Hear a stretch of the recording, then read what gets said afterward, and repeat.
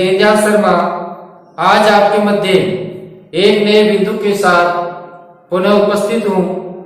बच्चों, आज हम कक्षा 10वीं पाठ्य पुस्तक स्पंदना के अंतर्गत तृतीय पाठ स्वराष्ट्रीय गौरवम, आज हम इस पाठ के प्रश्नोत्तरों का अध्ययन करने वाले हैं। बच्चों, हमने पिछले वीडियो में इसी पाठ के अभ्यास प्रश्नों का अध्ययन किया था। आज का हमारा जो अध्ययन का विषय है वो है व्याकरणात्मक प्रश्न। इस पाठ के अंतर्गत से कौन कौन से प्रश्न व्याकरणात्मक बने हुए हैं उन सब का आज हम अध्ययन करेंगे। बच्चों, ये प्रश्न हमारे परीक्षा में व्याकरण संबंधी प्रश्नों में भी पूछे जा सकते हैं तथा इस पाठ का हम हिंदी अनुवाद लिखते हैं तो उसमें जब हमको विशेष लिखना होता है तो उस विशेष में भी हम इन व्याकरणात्मक प्रश्नों का लिख सकते हैं। तो बच्चों, एक प्रकार से हमारे पास एक शब्दकोश हो जाएगा और हम समझ जाएंगे कि अगर हमारे पैराग्राफ में इस प्रकार के कोई शब्द आए हैं तो हम उनको विशेष में आसानी से लिख सकते हैं। तो बच्चों, एक तो हम व्याकरण के जो प्रश्न आते हैं उनमें भी हमको सहयोग मिल जाता है और दूसरा अगर हिंदी अनुवाद आता है तो उसमें भी हम विशेष के रूप में इन प्रश्नों को लिख सकते हैं और समझा सकते हैं। तो बच्चों, अब चलते हैं हम इस पाठ के व्याकरण से संबंधित जो प्रश्न बनते हैं उनका हम अभ्यास करते हैं। ध्यान दीजिए, हमारा पहला प्रश्न है अधोलिखित पदेषु संधि विच्छेदम कृत्वा संदेह नामोल्लेखे करणी। कहने का तात्पर्य है अधोलिखित पदेषु, जो पद नीचे लिखे गए हैं उन पदों में से संधि विच्छेद करके हमको संधि का नाम लिखना होता है। ठीक है बच्चों, जैसे कि हमारा पहला शब्द है चेव। तो बच्चों, यहाँ पर एक ही डबल मात्रा लगी हुई है तो यहाँ आपको पता है कि वृद्धि संधि है। ठीक है, तो वृद्धि संधि हम कर देते हैं च प्लस एव। हमारा संधि का नाम है वृद्धि। ठीक है बच्चों, इसी प्रकार धन्यास्तु। अब बच्चों यहाँ स आया है तो स का विसर्ग हो जाता है तो हमारा बन जाएगा धन्या और स को विसर्ग कर देंगे तो धन्या प्लस तु। तो हमारी संधि बन गई विसर्ग संधि के अंतर्गत सत्व संधि। कौन सी संधि बच्चों? सत्व संधि। ठीक है, इसी प्रकार भवतः सर्वधा। तो यह जो स है इस स का हम विसर्ग कर देंगे तो हमारा बन गया भवतः है प्लस सर्वदा और हमारी संधि हो जाती है विसर्ग सत्व संधि। ठीक है, अब आगे देखिए, जैसे जन्म भूमिश्चे, तो यहाँ भी स है तो इस स का हम विसर्ग कर देंगे। हम सब लिखेंगे जन्म भूमि फिर विसर्ग प्लस च। हमारी संधि का नाम है सत्व संधि। इसी प्रकार भारतम नामे। तो बच्चों, इस अनुस्वार को हम मकार में बदल देंगे तो हमारा भारतम प्लस नाम अनुस्वार संधि हो जाती है। तो हम जब किसी का अर्थ करते हैं उस अर्थ में, उस पद्यांश में अगर कोई इस प्रकार के शब्द हैं तो हम उन शब्दों को फिर विशेष में लिख सकते हैं जिससे कि हमारे श्रेष्ठ अंक आ सके। इसी प्रकार अब हम आगे चलते हैं निम्नलिखित पदेषु प्रत्यय निर्देशम करणी। निम्नलिखित जो पद है इसमें से हमको प्रत्यय का निर्माण करना है। तो बच्चों, मैं कुछ प्रत्यय तो आपको इस सब में बता रहा हूं लेकिन इससे संबंधित जैसे कि कोई प्रत्यय है तो आप उसको भी विशेष में लिख सकते हैं। जैसे कि आपका पहला पद है पितृभूत्वम। तो बच्चों, पितृभूत्वम में पितृ भू प्लस त्वम प्रत्यय है। कौन सा प्रत्यय बच्चों? त्वम प्रत्यय। तो पितृभू प्लस त्वम प्रत्यय। ठीक है, पितृभूत्वम पितृभू प्लस त्वम प्रत्यय। इसी प्रकार पुण्य भूत्वम, तो पुण्य भू प्लस त्वम प्रत्यय। ठीक है बच्चों, इसी प्रकार स्वत्वम, इसमें भी त्वम पीछे है क्योंकि प्रत्यय में जो शब्द पीछे लगते हैं जो पीछे लगे हुए शब्द है वो ही प्रत्यय होता है। जैसे कि स्वत्वम, तो त्वम पीछे लगा हुआ है तो स्व प्लस त्वम प्रत्यय हो गया। ठीक है बच्चों। इसी प्रकार शिक्षणया, तो अनिया, अनिय किसमें शेष बचता है? अनियर प्रत्यय में। किसमें शेष रहता है? अनियर प्रत्यय में। तो 6 प्लस अनियर, तो शिक्षणया में कौन सा प्रत्यय बच्चों? अनियर प्रत्यय है। ठीक है, तो शिक्षणीया, तो 6 प्लस अनियर। ठीक है। इसी प्रकार आगे का देखिए आवर्ते, आपसर्ग व्रत शब्द है, यह धातु है और लय प्रत्यय है। बच्चों जो लय प्रत्यय होता है उसमें उपसर्ग आवश्यक रूप से आते हैं, यह आपको ध्यान में देना है। और लय प्रत्यय का ये शेष रहता है। क्या शेष रहता है? ये शेष रहता है। जैसे कि आवर्ते, तो आवर्ते में आ प्लस व्रत प्लस लय। इसी प्रकार अवलंबे, इसमें भी ये शेष है तो निश्चित ही आपके प्रत्यय कौन सा होगा? लय प्रत्यय होगा। तो अव प्लस लम प्लस लय प्रत्यय। ठीक है बच्चों। इसी प्रकार हमारा अगला प्रत्यय है भवितुम। ठीक है, तो भवितुम में धातु कौन सी है? भू धातु है। कौन सी धातु बच्चों? भू धातु है। और प्रत्यय कौन सा है? तुमन प्रत्यय है। तुमन प्रत्यय का तुम शेष रहता है।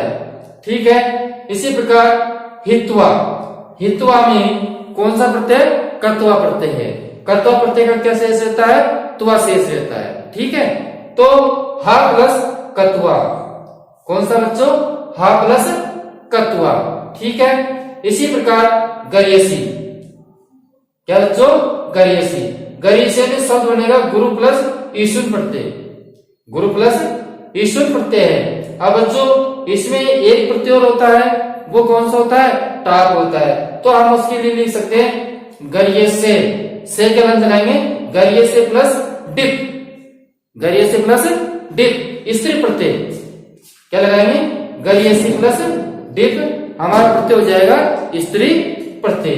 इसी प्रकार संस्कृति मताम, संस्कृति मताम, तो संस्कृति शब्द है, संस्कृति शब्द है और प्रत्यय कौन सा बच्चों? इसमें मतुप प्रत्यय है। मतुप प्रत्यय का मत में बत शेष रहता है। ठीक है। इसी प्रकार आगे चलिए, संस्कृति प्लस मतुप प्रत्यय का मत व बत शेष रहता है। तो बच्चों इसके साथ साथ आपको ये भी ध्यान हो गया कि हमने 3-4 प्रत्ययों का हमको ध्यान हो गया कि त्वम प्रत्यय में त्व शेष रहता है, अनिय प्रत्यय में अनिय शेष रहता है, लय प्रत्यय में ये शेष रहता है, तुम प्रत्यय में तुम शेष रहता है, कत्वा प्रत्यय में त्व शेष रहता है और ईसुन प्रत्यय में ये यश शेष रहता है। और बात करते हैं डिप प्रत्यय, यहाँ पर बड़ी की मात्रा है इसलिए गैस प्लस डिप भी हो सकता है। ठीक है। और संस्कृति मताम में मतु प्रत्यय है, मत का मत व मत शेष रहता है। ठीक है बच्चों। तो इस प्रकार हमको एक प्रकार से अभ्यास भी हुआ कि 3-4 प्रत्ययों का हमने अभ्यास भी किया कि इसमें इस प्रकार का शेष रहता है। तो इस प्रकार हमारा दौरान भी हो जाता है जिससे कि हमारी व्याकरण और भी मजबूत रहे। अब आगे देखिए अधोलिखित समस्त पदानाम समास विग्रह करनी। अधोलिखित जो नीचे लिखे गए हैं उन समस्त पदों का समास विग्रह करना है। ठीक है बच्चों।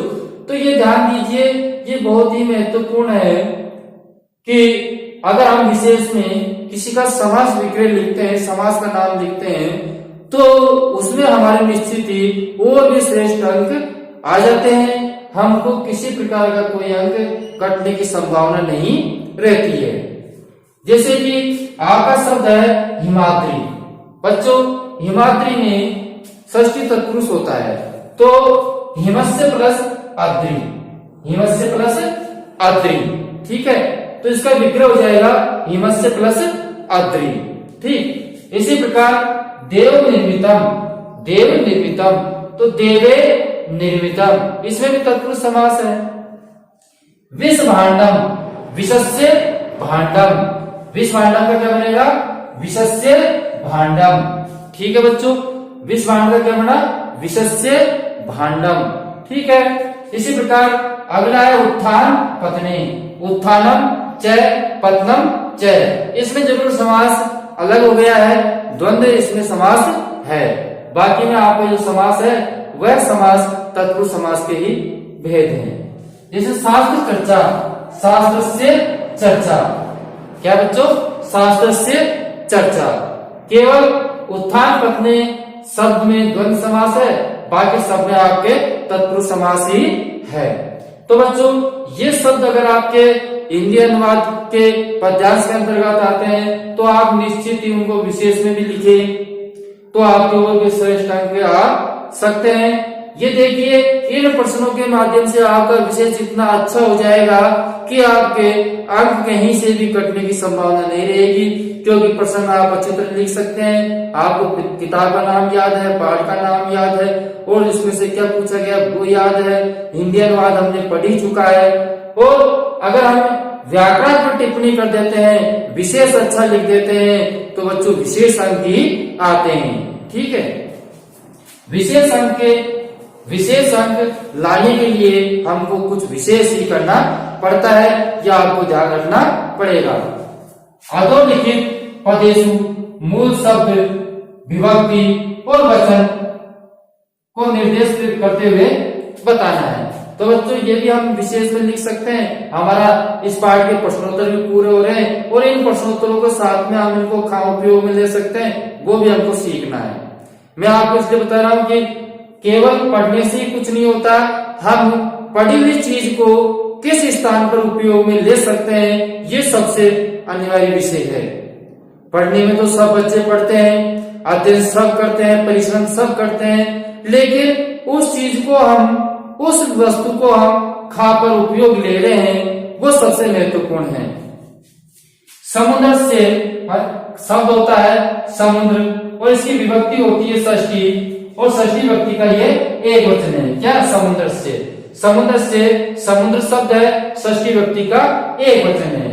इसी प्रकार हिमाद्री, हिमाद्री शब्द है, हिमाद्री शब्द है, इसमें पंचमी और षष्ठी विभक्ति होती है और एक वचन आपके इसमें है। ठीक है बच्चों, इसी प्रकार हिमालय, हिमालय शब्द में हिमालय शब्द है, पंचमी विभक्ति एक वचन है। हिमालय में हिमालय शब्द पंचमी एक वचन है। देशम, देश शब्द है, द्वितीय विभक्ति एक वचन है। बच्चों हमने विभक्ति कारक के भी वीडियो बना रखे हैं, तो आप उसमें भी अभ्यास कर सकते हैं और समझ सकते हैं। उसमें बहुत अच्छी तरीके से आपको मैंने बता रखा है कि किस प्रकार हम शब्दरूप बना सकते हैं, वो भी आप अध्ययन करें। पुरुषा, पुरुष शब्द है, प्रथम विभक्ति और बहुवचन है। पुरुषा में पुरुष शब्द प्रथम विभक्ति बहुवचन है। इसी प्रकार प्युषक, पुरुषक शब्द है, षष्ठी विभक्ति और एक वचन है। ठीक है बच्चों, इसी प्रकार सकाशत है, सकाश शब्द है, पंचमी विभक्ति और एक वचन इसमें आपके है। ठीक है, इसी प्रकार दृष्टि, दृष्टि शब्द है, द्वितीय विभक्ति और आपके एक वचन इसमें है, इसमें दृष्टि शब्द में। इसी प्रकार यया शब्द है, यया पद है, इसमें यत शब्द है, कौन सा शब्द है, यत शब्द है, तृतीय विभक्ति है और तृतीय विभक्ति का एक वचन है। ठीक है बच्चों, ध्यान दीजिए, यस्य शब्द है, यस्य शब्द में यत शब्द है, यस्य पद में कौन सा शब्द है, यत शब्द है और विभक्ति इसमें षष्ठी विभक्ति एक वचन इसमें है। ठीक है, इसी प्रकार तस्य में तत् शब्द है और षष्ठी विभक्ति इसमें एक वचन आपके है। राष्ट्रीय शब्द है, बच्चों ध्यान देना, क्योंकि अपने राष्ट्रीय शब्द अधिकांश आ जाता है, तो इसमें आपको ध्यान देना है कि इसमें सप्तमी विभक्ति है और सप्तमी विभक्ति का एक वचन है। ठीक है बच्चों, इसी प्रकार राष्ट्रयान शब्द है, राष्ट्रयान, इसमें राष्ट्रीय शब्द है, राष्ट्रयान में राष्ट्रीय शब्द है और विभक्ति इसमें आपकी कौन सी है, द्वितीय विभक्ति है। राष्ट्रयान में द्वितीय विभक्ति है और द्वितीय विभक्ति का कौन सा वचन है, बहुवचन इसमें आपके है, द्वितीय विभक्ति का बहुवचन है किसमें, राष्ट्रयान में। इसी प्रकार विद्या शब्द, विद्या में, विद्या पद में विद्या शब्द है और प्रथमा विभक्ति है और प्रथमा विभक्ति का द्विवचन आपके इसके अंतर्गत है। इसी प्रकार शस्त्रेण शब्द में शस्त्र शब्द है, शस्त्रेण जो पद है इसमें शस्त्र शब्द है और विभक्ति तृतीया है और तृतीया का एक वचन है। ठीक है बच्चों, एक बार और पुनः मैं आपको बोल रहा हूं, ध्यान से आप सुन लीजिए। समुद्र पद, समुद्र से पद में समुद्र शब्द षष्ठी विभक्ति एक वचन। हिमाद्री पद में हिमाद्री शब्द पंचमी षष्ठी एक वचन। हिमालय, हिमालय शब्द में हिमालय शब्द पंचमी एक वचन। देशम में देश शब्द द्वितीय विभक्ति एक वचन। पुरुषा में पुरुष शब्द प्रथमा बहुवचन। पुरुषस्य पुरुष शब्द षष्ठी विभक्ति एक वचन। सकाशात सकाश शब्द पंचमी विभक्ति एक वचन।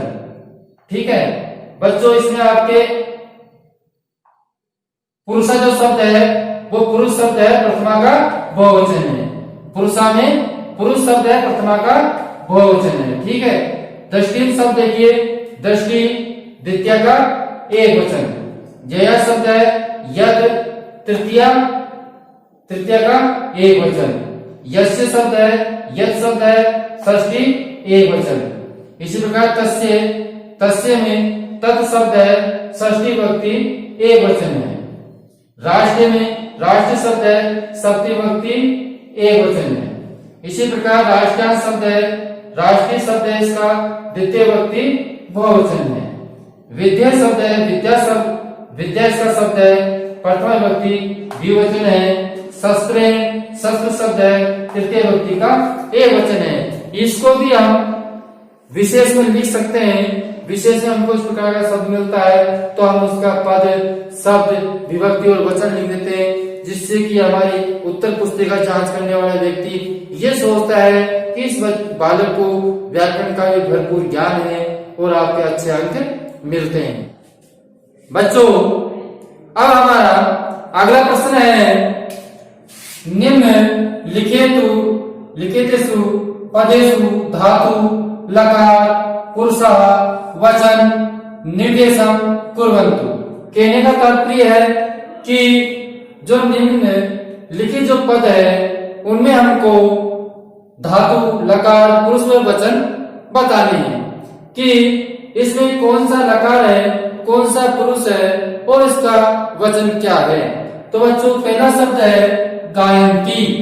गायंती में ग धातु या गा धातु है और आपके लट लकार प्रथम पुरुष और बहुवचन है। कौन सा वचन है बच्चों? बहुवचन है। इसी प्रकार भवंती जो शब्द है, भवंती जो पद है, भवंती पद में भू धातु लट लकार प्रथम पुरुष बहुवचन होता है। ठीक है बच्चों। इसी प्रकार रोचते रुच धातु लट लकार प्रथमा एक वचन है। रोचते में रुच धातु लट लकार प्रथम पुरुष एक वचन है। इसी प्रकार पश्यन्ति, पश्यन्ति जो शब्द है, पश्यन्ति जो शब्द है इसमें दृश्य धातु है। कौन सी धातु बच्चों? दृश्य धातु है। लट लकार प्रथमा बहुवचन है। लट लकार प्रथमा बहुवचन है। विद्यते विद धातु लट लकार प्रथमा एक वचन है। विद्यते में विद धातु लट लकार प्रथमा का एक वचन है। हयति है धातु लट लकार प्रथमा एक वचन। ठीक है बच्चों। हयति में है धातु लट लकार प्रथमा एक वचन है। भवत है भू धातु लट लकार प्रथमा का द्विवचन। कौन सा बच्चों? प्रथमा का द्विवचन। प्रवर्तते प्र उपसर्ग व्रत धातु लट लकार प्रथमा एक वचन है। तो बच्चों हम इन धातुओं को भी विशेष में काम ले सकते हैं, इसलिए हमको इनका ध्यान होना चाहिए। और हम इस प्रकार इन धातुओं का ध्यान रखेंगे तो जब हम अर्थ करते हैं तो अर्थ में भी हमको ध्यान में आता है कि कौन सा बहुवचन है, तो उसके अनुसार हम किस प्रकार अर्थ में बहुवचन लगाए। तो ये सब हमको व्याकरण से जानकारी मिलती है। तो एक बार और पुनः आप सामपट पर लिखा हुआ है, इसको जरूर देख ले और स्क्रीनशॉट भी आप ले सकते हैं। इसी प्रकार अगला प्रश्न है, अधोलिखित पदेषु यथा निर्देशम रूप परिवर्तनम कृत्वा लिखितु। कहने का तात्पर्य है, जो पद नीचे लिखा गया है और आपको जिस प्रकार निर्देश दिया गया है, उस निर्देश के अनुसार उसका रूप में परिवर्तन करके लिखना है। जैसे कि आपको दिया है समुद्र से, अब समुद्र से शब्द है सप्तमी विभक्ति बहुवचन में इसको करना है। यह समुद्र से षष्ठी विभक्ति का एक वचन है, तो इसको आपको सप्तमी विभक्ति बहुवचन लिखना है। तो बच्चों इसका सप्तमी विभक्ति बहुवचन क्या होता है? समुद्रेषु। क्या होता है? समुद्रेषु। ठीक है। इसी प्रकार गायन्ति, यह आपका बहुवचन है, तो आपको लोट लकार प्रथम पुरुष बहुवचन में लिखना है गायन्तु। किसमें लिखना है? लोट लकार में लिखना है, तो लोट लकार में आपका बन जाएगा गायन्तु। ठीक है बच्चों, लट लकार में गायन्ति दे रखा है, आपको लोट लकार में परिवर्तन करना था, तो लोट लकार में परिवर्तन हुआ गायन्तु। ठीक है। राष्ट्रम, राष्ट्रम जो शब्द है इसको आपको षष्ठी विभक्ति बहुवचन बनाना है, तो षष्ठी विभक्ति बहुवचन क्या बनेगा? राष्ट्राणाम। क्या बन जाएगा बच्चों? राष्ट्राणाम। ठीक है। तो आपका षष्ठी विभक्ति का बहुवचन बन गया राष्ट्राणाम। इसी प्रकार भारतीय, ये भारतीय शब्द जो कि सप्तमी विभक्ति है, इसको षष्ठी विभक्ति एक वचन में परिवर्तित करना है, तो हमारा शब्द बन जाता है भारतस्य। क्या बन जाता है? भारतस्य शब्द बन जाता है। इसी प्रकार रोचते दूसरी धातु है बच्चों, लेकिन आपको लट लकार प्रथम पुरुष बहुवचन में इसको परिवर्तन करना है, तो इसका बहुवचन बनेगा रोचन्ते। किसमें? लट लकार में। लट लकार में प्रथम पुरुष बहुवचन क्या बनेगा? रोचन्ते। तो आपको जो निर्देश दिया है उस निर्देश के अनुसार आपको परिवर्तन करना है। भवन्ति शब्द है, इसको लिट लकार उत्तम पुरुष एक वचन में लिखना है, तो हमारा शब्द बन गया भविष्यामि। क्या बन गया बच्चों? भविष्यामि।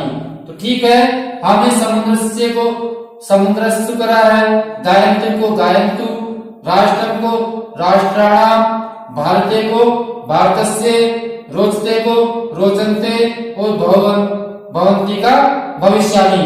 तो इस प्रकार हमको शब्द रूप में परिवर्तन करने के लिए कहा जाए तो हम इस प्रकार कर सकते हैं। वैसे आपके परीक्षा में आने वाला बिंदु नहीं है, लेकिन हमको व्याकरण की जानकारी के लिए, अभ्यास के लिए भी जरूरी है। इसी प्रकार आपका अगला प्रश्न है, यत् निम्नलिखितेषु एक एकम पदमाश्रय वाक्य निर्माण कुर्वन्तु। तो बच्चों आपको एक पद दे रखा है, उस पद से आपको वाक्य निर्माण करना है। तो आप ये ध्यान रखिए, ये वाक्य हमारे कहाँ काम आ सकते हैं कि हमको हिंदी से संस्कृत में जब वाक्य निर्माण करवाए जाते हैं, तो हो सके कि अपना वाक्य इसमें से मिल जाए और हमको उसका लाभ प्राप्त हो जाए। इसलिए हमको इन वाक्यों को भी देखना है। जैसे कि यत्र से वाक्य बनाना है, तो यत्र धनिका, जहाँ धनिक होते हैं, तत्रैव वहीं याचका अपि भवन्ति, वहां पर याचक भी होते हैं। तत्र यत्र माने जहाँ, यत्र माने जहाँ, तो जहाँ धनिक होते हैं तत्रैव माने वहीं याचक भी होते हैं। इसी प्रकार गायन्ति माने गाते हैं, तो बालिका गीतम गायन्ति, तो हमने वाक्य बना दिया बालिका गीतम गायन्ति। गायन्ति से हमको वाक्य बनाना होता है, तो हमने बनाया बालिका गीतम गायन्ति, बालक गीत गाती है। तो इस प्रकार हमारे हिंदी में जाता है बालिका गीत गाती है। तो आपने इस प्रकार का पढ़ा तो आपको तुरंत ध्यान में आएगा, और आप परीक्षा में जो हिंदी से संस्कृत बनाना होता है उसमें आपको भरपूर फायदा मिल सके। चरित्रम, तस्य चरित्रम प्रेरणा स्पर्धम वर्तते, उसका, तस्य माने उसका, उसका चरित्र प्रेरणा स्पर्ध है, प्रेरणा देने वाला है। विना, बच्चों विना से संबंधित वाक्य बहुत आ जाते हैं परीक्षा के अंतर्गत। आपको जैसे अव्यय है, उनके अंदर भी खाली स्थान भराए जाते हैं, तो उसमें भी आपके ये काम आ जाता है। तो ये निश्चित नहीं कि मैं यहाँ बता रहा हूं तो बिंदु यही काम आएगा, वो बिंदु कहीं भी व्याकरण में काम आ सकता है। तो बिना जो शब्द है अव्यय शब्द है, ये अव्यय जो मंजूषा में आपको हम बताएंगे उसमें भी आपके काम आ सकता है। तो धनम बिना, धन के बिना जीवनम निरर्थकम मन्यते, धन के बिना जीवन निरर्थक है। हम कह सकते हैं कि जल के बिना जीवन संभव नहीं है, निरर्थक है। तो इस प्रकार के वाक्य बन जाते हैं। तो हम इस प्रकार का अभ्यास करेंगे तो उन अभ्यासों से हम अच्छे से अच्छे वाक्य बना पाएंगे। जैसे रोचते, तो बच्चों रोचते आपके कारकों के अंतर्गत भी है, तो आपको ध्यान में आता है कि रुच धातु को योग में चतुर्थी विभक्ति होती है, इसलिए हम बाल का है मोदकम रोचते, बालक को लड्डू अच्छे लगते हैं। तो इस प्रकार के अगर हिंदी में भी आपके आ गया कि बालों को लड्डू अच्छे लगते हैं, तो आप निश्चित रूप से संस्कृत में उसका निर्माण कर सकते हैं। तो ये सब चीजें आपके बहुत उपयोगी है, काम आने योग्य है, इसलिए इनको आप वैसे ही नहीं समझें और इनको ध्यान से पढ़ें। कौन से विषय वस्तु कब आ जाए, कहाँ आ जाए, ये हमको पता नहीं है, लेकिन हमको पूर्ण रूप से तैयार होकर चलना चाहिए। संप्राप्य मतलब छात्र पुरस्कार संप्राप्य प्राप्त करके, संप्राप्य का मतलब प्राप्त करके। तो बाल छात्र पुरस्कार प्राप्त करके घर गच्छति, घर जाते हैं। छात्र पुरस्कार प्राप्त करके घर जाते हैं। तो इस प्रकार हमारे पास शब्दकोश भी हो जाते हैं और इन शब्दकोशों से ही हम निर्माण कर पाते हैं। यावती, यावती विद्या प्राप्त होती, जब तक विद्या प्राप्त करता है, यावती विद्या प्राप्त होती, जब तक विद्या प्राप्त करता है, तावती तब तक तस्या बुद्धि भवति, उसकी बुद्धि होती है। जब तक वह विद्या को प्राप्त करता है तब तक उसकी क्या होती है, बुद्धि होती है। ठीक है बच्चों, तो इस प्रकार हमने आपको ये बताए हैं। तो इनसे आपके जो परीक्षा के अंतर्गत हिंदी से संस्कृत बनाना होता है वो काम आ जाता है, और हमारे पास शब्दकोश भी होता है, और इस प्रकार हम दूसरे वाक्य भी बना सकते हैं। तो बहुत हमारे लिए ये उपयोगी है, इसको आपको अच्छी तरह देखना है। इसी प्रकार उदाहरण है वाक्य अनुसृत्य, वाच्य परिवर्तन कुर्वन्तु, उदाहरण के अनुसार आपको वाच्य परिवर्तन करने हैं। इसमें क्रम वाच्य से कर्तव्य वाच्य में परिवर्तन करवाया गया है। आपको एक उदाहरण दिया गया है, सज्जने धेनु रक्षते। बच्चों अब हम बात करते हैं क्रम वाच्य की। तो क्रम वाच्य में होता क्या है, कर्ता में तृतीय विभक्ति होती है, कर्ता में तृतीय विभक्ति होती है, कर्म में प्रथमा विभक्ति होती है, और क्रिया कर्म के अनुसार होती है। ठीक है, तो हम पहचान जाते हैं कि कर्म वाच्य है। तो सज्जने धेनु रक्षते, ठीक है, तो यहाँ पर तृतीय विभक्ति है, कर्म वाच्य है। और कर्तृवाच्य में क्या होता है, कर्ता में प्रथमा विभक्ति, कर्म में द्वितीय, और कर्ता के अनुसार क्रिया होती है। कर्तृवाच्य में क्या होता है बच्चों, कर्ता में प्रथमा विभक्ति, कर्ता में प्रथमा विभक्ति, कर्म में द्वितीय विभक्ति होती है, और क्रिया कर्ता के अनुसार होती है, क्रिया कर्ता के अनुसार होती है। ठीक है, क्रिया किसके अनुसार होती है, कर्ता के अनुसार। तो हम इस कर्मवाच्य को कर्तृवाच्य में बदलते हैं। तो कर्ता में प्रथमा विभक्ति क्या कर देंगे, सज्जने, तृतीय विभक्ति को प्रथमा करनी है, और कर्म में धेनु द्वितीय विभक्ति है, और कर्ता के अनुसार रक्षति। ठीक है, तो इस प्रकार हम वाच्य परिवर्तन करते हैं। तो आपको वाच्य परिवर्तन में यह ध्यान रखना पड़ेगा कि कर्म वाच्य में कर्ता में तृतीय विभक्ति, कर्म में प्रथमा और कर्म के अनुसार क्रिया होती है, और कर्तृवाच्य में कर्ता में प्रथमा विभक्ति होती है, जो कि हमको तृतीय विभक्ति की प्रथमा विभक्ति करनी है। ठीक है, जैसे कि देवे या तृतीय विभक्ति है, इसको हम प्रथमा विभक्ति करेंगे देवा। ठीक है, भारतस्य गीतकानि गायन्ति, तो वैसे के वैसे हम लिख देंगे। केवल हमको परिवर्तन करना है तो तृतीय विभक्ति का करना है। अस्माभिः ये तृतीय विभक्ति है, इसके हम प्रथमा विभक्ति कर देंगे वयम्। अब वयम् के अनुसार हम क्रिया कर देंगे पढ़मा, वयम् के अनुसार क्रिया क्या कर देंगे, पढ़मा। हेम आवाम वयम्, उत्तम पुरुष का बहुवचन, इसलिए हम यहाँ भी उत्तम पुरुष का बहुवचन ही लिखते हैं। तो वयम् के अनुसार हमने क्रिया कर दी पढ़मा। ठीक है बच्चों, इसी प्रकार पुण्य आत्मना, ये तृतीय व्यक्ति है, इसको प्रथम व्यक्ति करेंगे पुण्य आत्मा। ठीक है, अब पुण्य आत्मा प्रथम व्यक्ति का एक वचन है, तो जो लभ्यते शब्द है उसको हम लभते क्या कर देंगे, लभते। पूर्ण आत्मा के अनुसार क्रिया कर देते हैं लभते। इसी प्रकार राष्ट्रभक्तेन, यह तृतीय व्यक्ति है, इसको प्रथम व्यक्ति में बदलना है राष्ट्रभक्तेन। ठीक है, अब राष्ट्रभक्ति के अनुसार हम क्रिया कर देते हैं, तो क्रिया क्या है अपनी, यह पूज्यते है तो इसको पूज्यति क्या कर देते हैं, पूज्यति। और आपको हम वाच्य परिवर्तन के लिए जो वाच्य परिवर्तन का हम वीडियो बनाएंगे, आपको निश्चित इस प्रकार का वीडियो बना के देंगे जिससे कि आप वाच्य परिवर्तन में एक भी अंक नहीं कटवा सकते, और हम उसको इतने बारीकी से बताएंगे कि आपके वाच्य परिवर्तन बहुत अच्छे समझ में आ जाए।